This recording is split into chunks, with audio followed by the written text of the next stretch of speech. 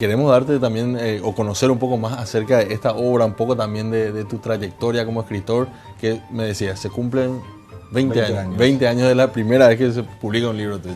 Sí, fue allá en el 2002 que publiqué Ladrillos del Tiempo, aquel primer libro de cuentos. Lo habíamos hecho con la editorial Arandurá y eran cuentos que recopilé a lo largo de lo que fui escribiendo durante los años en que cursé la carrera de Derecho en la Universidad Nacional, y también algunos cuentos que eran más recientes en aquel entonces, ¿verdad? Y a partir de ahí empezamos a caminar el terreno de la narrativa, en especial el del cuento. Y eso nos lleva, después de varios libros, ¿verdad? Como Clon Sonante, Asuncenarios, a una antología como Autorcha, que es la que estás mencionando.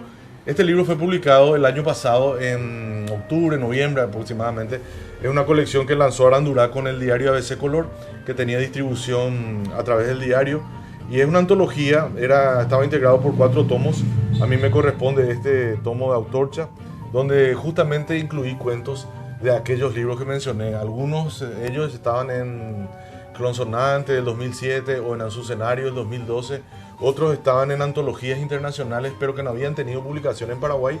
Entonces aproveché la ocasión de incluirlos en este libro, a esos cuentos. También hay un par de ellos que son inéditos. De hecho, el que da título a la colección, Autorcha, es un cuento inédito. Exacto, ese nombre, ya tiene como una invitación a descubrir qué es lo que está detrás del nombre de Autorcha. Contanos un poco de esa afición tuya también por el juego de palabras, que viene mucho del maestro Cortázar, ¿verdad?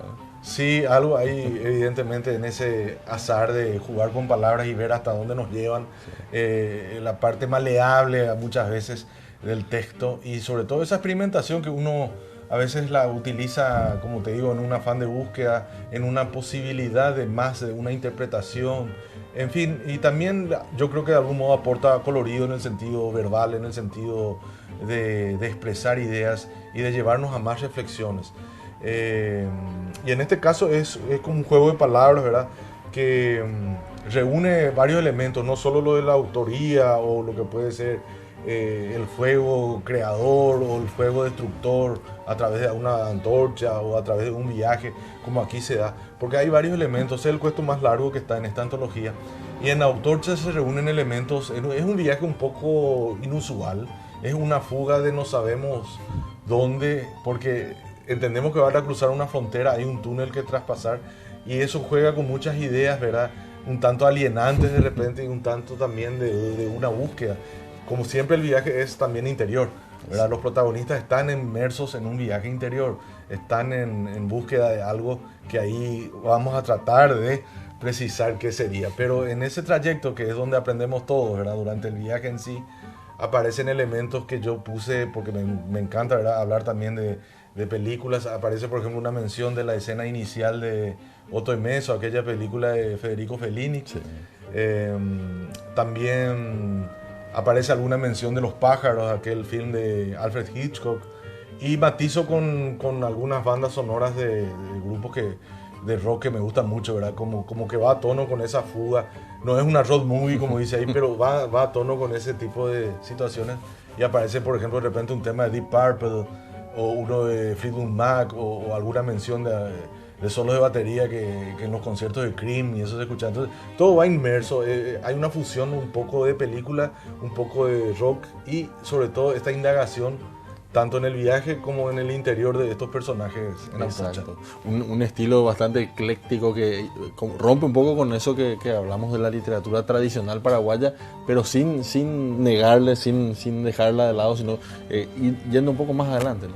Claro, de hecho, esa era mi idea ya cuando anteriormente publicaba esos cuentos.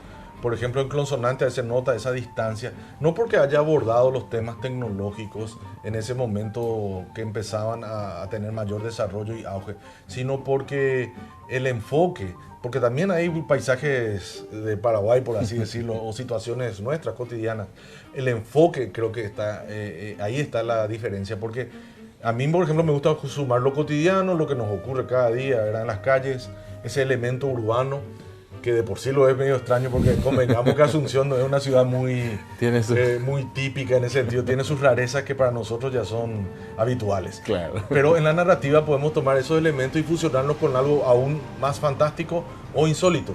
Entonces cuando irrumpe lo insólito en un contexto cotidiano urbano, creo que le da ese toque distinto, le da ese enfoque variable, como te digo, y ayuda porque enriquece el texto y sobre todo es una manera distinta de ver las cosas, ¿verdad? Por ahí es el mismo paisaje, pero lo pintas de otro modo, con otros colores.